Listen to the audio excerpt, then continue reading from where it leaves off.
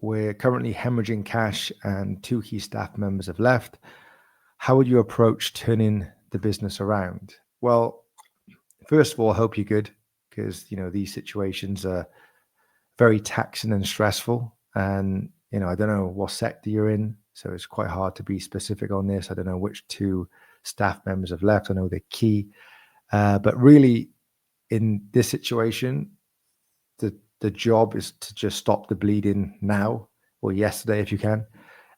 Everything else pretty much becomes irrelevant if you don't stabilize the cash, because if you don't, the business won't be there. So cash needs to be at the forefront of everything in these situations. It should be anyway, but definitely in these situations.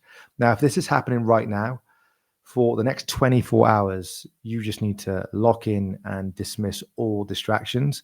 Now, between you and your accountant, or even use AI to assist with this, because it needs to happen right now, and you can't really be waiting around for anyone. And if you don't have someone in finance in house, and you are using an external accountant, you may be waiting around, which you need to do this now. So what you need to do is build a 13-week cash flow model.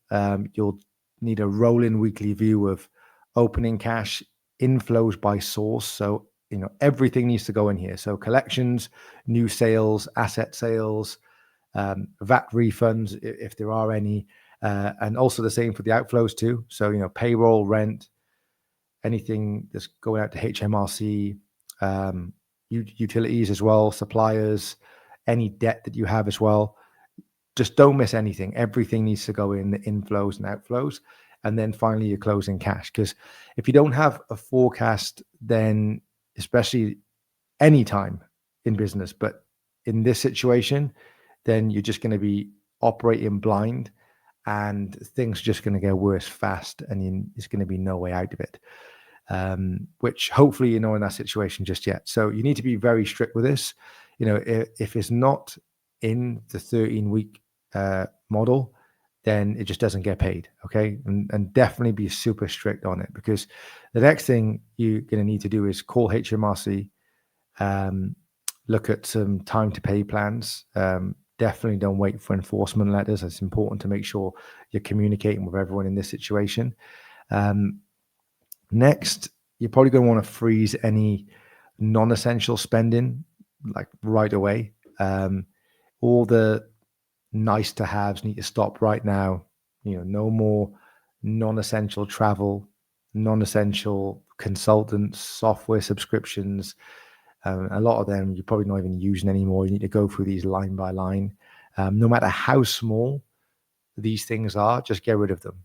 Distressed companies get killed, by those small renewals that you've forgotten about. It's like piranhas just all jumping on a bit of meat. You need to try and get rid of all of those small renewals, because they end up killing, especially distressed companies, right? And if you're not a distressed company, go through those anyway, because we all forget about the 5, 10, 15 pound, sometimes 50 pound subscriptions on pieces of software that you signed up for and forgotten about. Anyway, then I'll probably prioritize payments based on survival, really. So if there's something that you have to pay no matter what, like for the staff, for instance, without them, there is no business. So those first. Then there's probably going to be some, critical suppliers that, going to be needed to actually deliver on the current revenue. And then, once you know what these things are, then you need to go and renegotiate with the non-critical critical suppliers, even with lenders as well. Anything that's not tied to immediate revenue, really, because at the end of the day, there's going to be there will be no future payments of any to any of these people if you don't turn this around. That goes for the rent too. But as I said, it's important that you communicate very well throughout this entire process, which is horrible. They're not very nice conversations, but you have to have them. If you're proactive, you can actually buy some time, because if silence just kills the trust. So it's going to be very hard then to go back to those people if you don't communicate, because this is where you need to be asking for extended terms. Go for 90 days. If it's a hard no, then you negotiate from there. negotiate any form of extension, something, it all helps. Okay.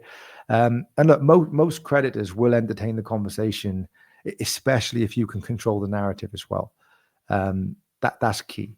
But the core focus here really needs to just go into the fastest cash generators. Collect cash aggressively, call your debtors, even offer pay today incentives.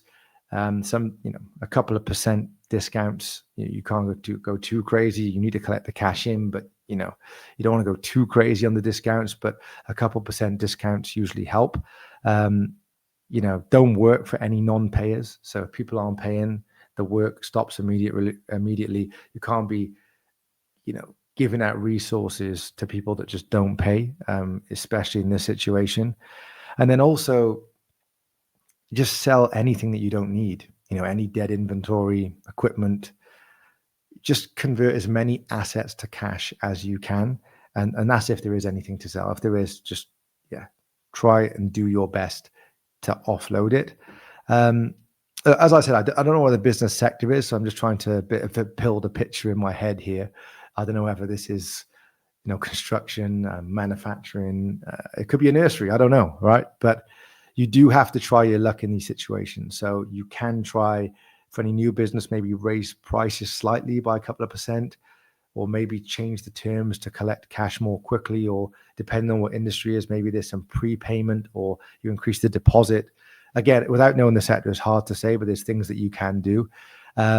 But just stop doing any work that loses money before overhead in this situation. And also any negative gross margin work as well. That needs to stop straight away. These moments, as I said, they're very taxing, but you start to learn a lot about the way you've been doing things, and you start trying things that you probably would never have tried before because of desperation in ways. But you start to realize if you come out the other side that, okay, we can start operating our business differently here. We just never asked the question before.